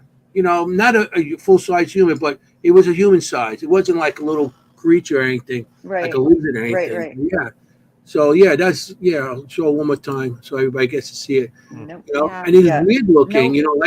Like the hands and the feet are like, frog like, but it had claws on them. Okay, and they just crawled right up. Wow. Oh no, I don't know anything called the creeper. No. The crow, the creeper. They got a couple names of this stuff on it, and people see it all the time. Yeah. So something about even in horror movies when they're on the ceiling, no, like upside down, no. Yeah. I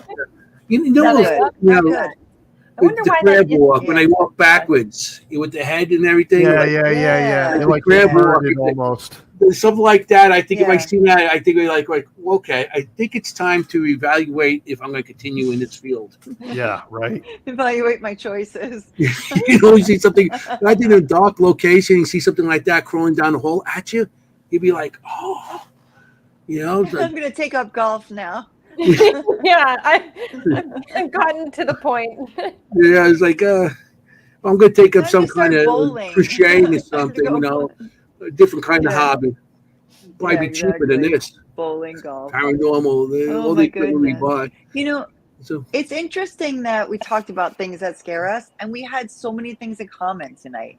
Like my other clip is footsteps as well, like running at us. That was the most terrifying thing that's ever happened to me. This clip that I sent in as well, and Anthony has them running up on him. I just think it's interesting that we have things, what scares us in common. I had the laugh, you had the scream. You know what I mean? Like, it's interesting. Yeah, I have more, but I'm not going to be playing all mine. I want to, That's like disembodied part of it, right? Like, that a voice should be coming from somebody. A whisper should be coming from somebody. Footsteps should be coming from somebody. Right. But seeing nothing with your eyes. Yeah. I agree. That's the scariest thing. Yeah. I'm gonna show one more of mine. Okay. Is that okay, Bob?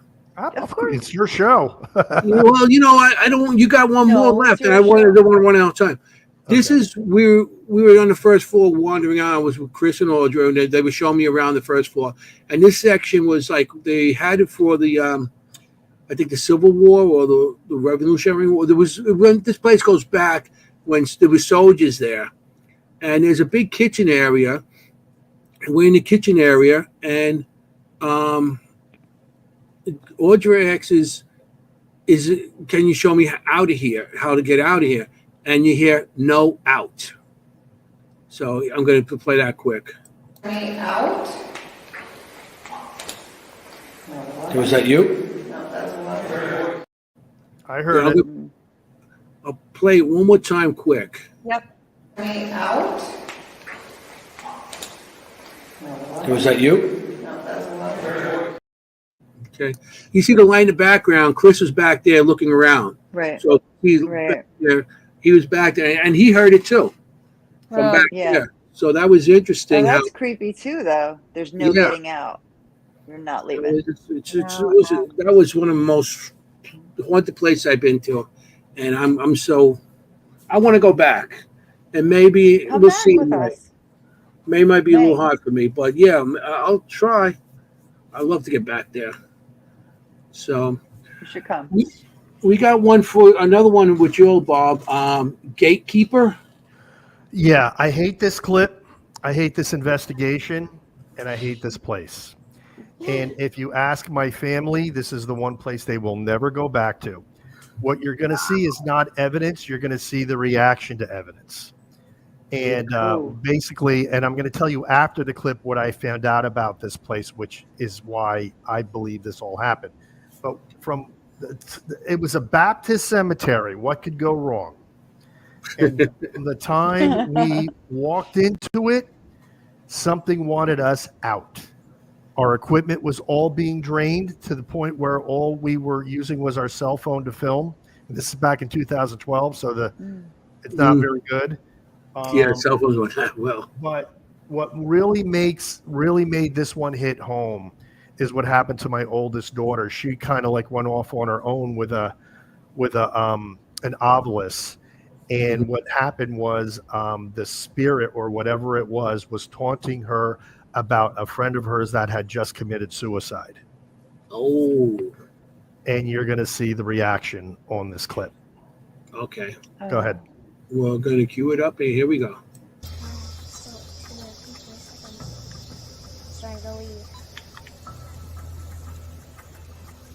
Okay, Nicolette's going to do an eye ovilus session right now.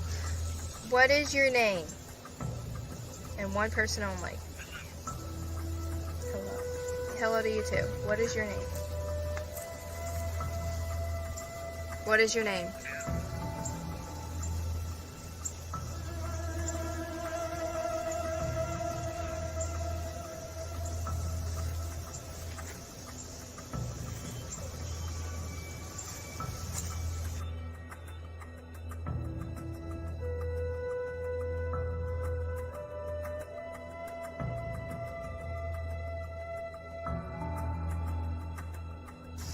I'm not getting... Battery low. Oh, that's why. Okay. We're good. We're done. Well, what just happened again, honey? Battery low on the recorder. Camera dead. Video camera dead. Cell phone's dying. Guess we can't take a hint. We need to go. Nicolette, anything interesting on the eye ovilus? Spitting out random words. Random words, really random. Yeah, that happens sometimes with those apps. What is your name, Jane? Really? Cool. That was so cool, Nick. What was that? The only one that I But came what out. else did she When say? I went away alone, when I told her I wasn't being videotaped, that's when she started answering straight questions. And what happened, Nick? I said, what is your name? Just said Jane. And then I said, you know someone that I know? And she said, Burry. Really? Who do you think it is? There's only one person that I know in this town that I know is dead. That I knew. Your friend. Yeah. Who was buried. Huh. Well, that's not a bad thing, right? I know she's okay. Right?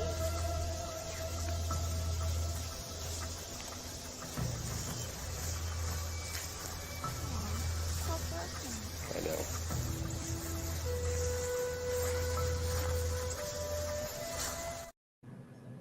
Wow. I hate Yeah. that clip too. I hate everything about it. Just like you said, Yeah. hate. Yep. Poor baby. And this is why I tell people we don't fake anything. That was not fake. Now here's the kicker. I actually think we got an attachment that followed us home from that as well, and which was nasty. And we honestly believe that one investigation was responsible for us actually stopping investigating for a while. And when I did post-investigation research on that cemetery, guess what I found out? People were doing Santeria and voodoo rituals there. It was all in the newspapers, their local newspapers. And we're talking dead chickens, the whole 9 yards. So there was nasty energy there. Who knows? And we walked right into it. Kim, I seen you. How did you feel during that? Because you look a little like it affected you some that clip. Yeah, well, I was just sad, but I think that was the feeling from that. But I mean, you bring up a really interesting point, Bobby. You know, we go into these locations and sometimes we don't know what's going to be there. Yep. You just going into a seemingly, run-of-the-mill cemetery, and then same thing, I went into this general store, and it is interesting. I didn't have a sense of something going on beforehand, and it doesn't seem like there was a sense before going into that. And it's just interesting, and spirit can surprise us in ways like that. Yeah. Mm-hmm. And I have a question. I'm sorry, Kim. No, go ahead. I could ramble. Go ahead. No, it's okay. You're not rambling at all. I'm sorry. I have a question for Bobby. Do you ever watch, because you have so many videos of yourself, so you're able to really see yourself, investigating, which we don't do. If you don't videotape yourself, you don't see yourself reacting. Right. Do you ever watch yourself? Like, I will say that watching you there, all of you, even your wife saying the batteries are drained, you all look a little bit hazed. Like it's not a good thing. Do you see it or Oh, no? oh my gosh, so much so. You're very perceptive. Okay. That Okay. you remember when I told you the feeling I got at the Sprott Gate where I couldn't get in, and the feelings we Yes. had at the old Unity Cemetery when the Ghost Meter Pro said get out. That we had that feeling the whole time in this cemetery. There, it was oppressive. It was heavy. You're right. Yes. We felt a little out of it. I think it was not only feeding off of our equipment, I think it was feeding off of us, for energy. I really, yeah, for sure. And if you could watch that whole episode, there's a lot more to it. And it's just Yeah. one thing after another that happens to us in that thing. And at the very end, we're just like, we just need to get out of here. Yeah. I think someone who doesn't know you might not recognize it, but I've met your wife twice, right? So Yep. I know her expression. Right. And yeah, if you're perceptive, you can look at her and you can just see a little bit of sunken Oh, in her. absolutely. Yeah. Like not like, oh hey, the battery drained. Oh, and this too. Like how funny. Yeah, like this, she was like, and this. It was that Oh. there's Yeah. something not right here, like really not right. And Yep. And your daughter. Oh boy. yeah, well, to She this day, especially looks. to this day, she will say, if you ask her her scariest experience, she's going to point to that. Even though if you watch the video, some people are going to be like, well, that's not scary. It's like, well, it wasn't you, but to us, it was scary. I know it's scary. So, Of course. It's scary. And and you see your batteries all drained, and then what they got to drain next is you guys. Exactly. So the batteries are gone, so they're going to drain you to manifest or do whatever they have to do to, just to answer your gadgets and stuff. So that's, you can see you guys were drained at that point. That was like, wow, okay, it's time to leave. Yeah. Yeah. I mean, your daughter's face. Oh. Yeah. Well, yeah. Yeah, exactly. I mean, I could hear, like, she gives that little sigh, like, yeah. Oh.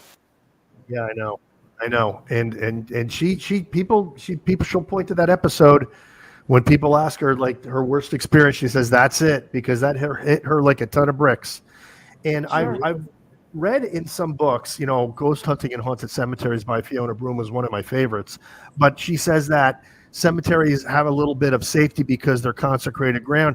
I'm a little dubious about that after that investigation, because now I'm like, I don't know, because that was really negative and that was consecrated ground. So, well, they can write over that. So somebody can come in and write over that template. So yes, it is the original sacred ground, but somebody who comes in who's like super powerful or whatever, does like a lot of that kind of stuff, can write over that. Okay, sure. well, there you go. Perfect. Really? There's my answer. Yeah. Okay. I mean, I grew up around cemeteries. I talk about it all the time, 9 cemeteries and stuff. But I did have an experience where I feel a spirit did save my life. I believe that. And it was back in the 70s. I was maybe about 10, 11 years old. And a group of us used to go up to the cemetery in where we are. And there was a lot of open fields. We used to play football, or, we used to do a lot of stuff in there. And we're coming home one day, and we're on the road, the main road going down. And it was, I was young, and there was a bunch of older guys there. And this yellow Volkswagen pulls up. And the guy comes in and goes, listen, can one of you guys get in the car and show me how to get out of here? And he's talking to me. And I'm like, no, I'm not, I hear and I see up by the graves, don't, danger, don't. I seen a spirit yelling at me up on the hill, like not like where we in the street. You have like the hill and this grave. Don't, danger, don't. And I'm hearing this in my head. Nobody else sees it except for me. And I'm like, I'm not going. No. To my friend Charlie.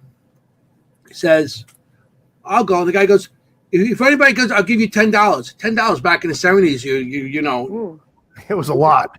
That was a lot of money. I'll take it today. You know what I mean? So the guy was trying to give us money. So he's like, I'll go. I said, no, you don't go. You're not going. I'm grabbing. I'm not. And the guy got pissed off. He left. A couple days later, in the paper, there was a kid missing from like on Jamaica Avenue, not too far from where we were. It was like the other side of the cemetery. Kid missing, and they never found him. Oh, wow. Okay, and it was spotted that it's the last thing he was seen talking to a man in a yellow Volkswagen. Oh my God, that was the scariest story tonight, right there. Okay. Yes, it is. And it was weird because all these years I forgot about that incident till we had a reunion in my school. We had it was St. Pancras, and they had a reunion. They were closing the school, so everybody got together, and he goes, you know, you saved my life. I'm like, how did I save your life? And he brought that incident up. Wow. And I'm like, holy cow. Oh, yeah, boy. I remember that. Yeah. But there was right after that. So cemeteries, I guess, could be, depending who, if you got those bad spirits, those people coming in doing rituals, maybe they all bring negative stuff in. But I don't think that the spirits that are in the cemetery are there to scare you or anything. I think they just want to be left alone, or maybe like in this case, what was there. It was a guy, and I actually drew the picture of it later on in life. After Charlie brought it up, I said, "Oh yeah, it was a guy. He had like a one of those caps on, like a army cap type of thing, and he had like he was a caretaker of the cemetery type of outfit on." And, like a worker. Like a worker, but he was much old, you know, like from the maybe 30s, 40s, something like that. Oh, okay. So that was interesting how that happened to us, happened to me. And, you know, and all the older kids are like, they didn't care. They just walked with, you know, away from us. But the guy was after me and Charlie because we were about, you know, 10, 11 years old. You know, back in the 70s, 10, 11 years old, you could go out and by yourself. Oh, yeah. Nowadays, but back then, you know, but you didn't think of something like that. And then a kid disappearing like that and not being found is, you know, that was. Yeah, you could hitchhike and all that. People hitchhiked and all that back then, right? Yeah, and we actually did go to police and tell the police, you know, what happened to us. Yeah, happened, and we described the guy, but it was never, nobody ever found or nothing. You know. So I don't know if that was an ongoing thing or something. I wanted to bring up something that Mary Beth said in the comments because it is a really good point. Cemeteries are different than graveyards, and we know that, right? So a cemetery could just be general land, right? And anyone can be buried there no matter the religion. Graveyards are usually associated with a church that they're near. So speaking of consecrated land, maybe that has something to do with it. It was a really good point. I thought I would read it. That is a very good point. Mm-hmm. Yeah, I mean, really good point. I investigated in both, so graveyards and cemeteries, and sometimes I find graveyards have a little more activity than cemeteries. There you go. We may or may not have a cemetery episode coming up at some point. We will. Oh yeah. Stay tuned.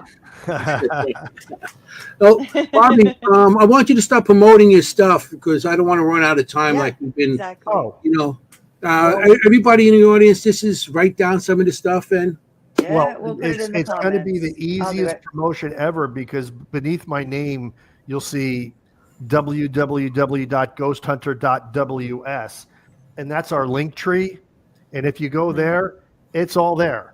Our books are there because, you know, I have written 2 books on the paranormal, Family Spirits 1 and Family Spirits 2, which is basically you know, it's all of our investigations up to this point and what I know about the paranormal up to this point. And I think Jenny enjoyed them. So I did. Yeah, I know. Because I know you read them. And he signed it for me. Wow, very good. I brought it for you. If you could read the inscription, I have such terrible handwriting. But No, I did. I like. brought it in my bag all the way to White Hill Mansion. You did. It's so flattering. We're gonna sign it. But if you at ghosthunter.ws, not only my books but our YouTube page, and everybody, if you could just hop on there and subscribe, we'd appreciate it. As of right now, we have 27,158 subscribers. Wow. That's 7,000 more than this one. And yeah, awesome. it's growing. That's by incredible. It's growing by about 200 people a day. Whoa! Congratulations! Congratulations! And yeah. But I want you guys, everybody in the chat here, I want you guys on there because we're coming out with a cool new episode this Saturday called "The Hauntings of the." Canal. I'm sorry. I'm thinking Emmaus because that was the town that it was in. Hauntings of the Knaus Homestead, and basically it's a 200-year-old homestead that has been investigated very little, and we came up with some really great evidence of a 6-year-old girl who haunts the place named Elizabeth. Oh. And she interacted with us, and it's going to be on the episode. It was pretty cool. That's cool. When does it come out? This Saturday. Saturday. Okay. Yeah, everybody go on Saturday. Get on his page, get on this Saturday and check it out. Hit the notification button. Yes. Yeah. Subscribe and hit the notification. And I put it in the chat as well. If you didn't have a pen, I put the. If you guys liked our show, hit some likes. I see a couple up there. That's good. Definitely. You know what I mean? We had Thank you. a good show. Bob, you're such a great. Yeah, Paisan, Hey. We got the Paisan. We go the Paisan Paranormal. Here we go. Paisan Paranormal. It's me, you, and Yacovetti. Yeah, me, you. Well, you got Rich Michella. Come on, he's a Michella. You guys throw all the Paisans in there. Oh well, you Michella and everybody. Well, yeah, come on, Jenny. You have an Italian last name, so you're allowed in. So you're allowed in. I'm honorary Italian. You're honorary. No, yeah, Bobby, I'm half Italian. That works. Are you? Yeah. See, I'm not Italian, so I guess you're in. You're in. From Naples. Yeah, that's where we hail from. Naples. Really? Mm-hmm. Beautiful. So. The Halloween episode couldn't have been better with you, Bobby Gallo. Yes, thank you. Like I said, you were the one and only person we thought of for this week, like immediately. Yes. Thank you. So thank you for coming on. It was so fun. We had a great time. Oh, and happy Halloween, everybody. You too. Yeah, enjoy. You're spooky. To get spooky. Yeah. Get spooky. Go out there and enjoy yourselves this week. And eat candy. Well, that's all about candy. You go out and have your candy. Do some investigating in those cemeteries and graveyards, especially this time of year. The veil is thin. Yes. You go to a cemetery, show respect. Don't trample everybody's grave, and show some respect. Don't throw your garbage around. If you go to cemeteries and investigate, we're not saying not to, but show some respect. Absolutely. The people too. I mean, if you come to my grave and you do something stupid on it, I'm going to grab your ass and bring you right down into it. You don't mess around with somebody's resting place. So, right, it's someone's mom, dad, daughter, grandmother, family member. So you got to show respect. That's all it is. Show respect for everybody. And I just want to, we got a couple minutes, but I just want to say, okay, with all these locations that we go to and everything, we got to keep the history going. When we go to the locations, if they got donations to keep these locations going, because a lot of them can't keep it going the way things are nowadays. And so try to, if you could donate something to them. And I want to say, you guys stay safe out there. And if you're going to go ghost hunting, okay, you want to be safe and you want to look for ghosts. You don't want to be a ghost. I want to say good night. Thank you, everybody. Okay. We're just going to play this last thing. And good night.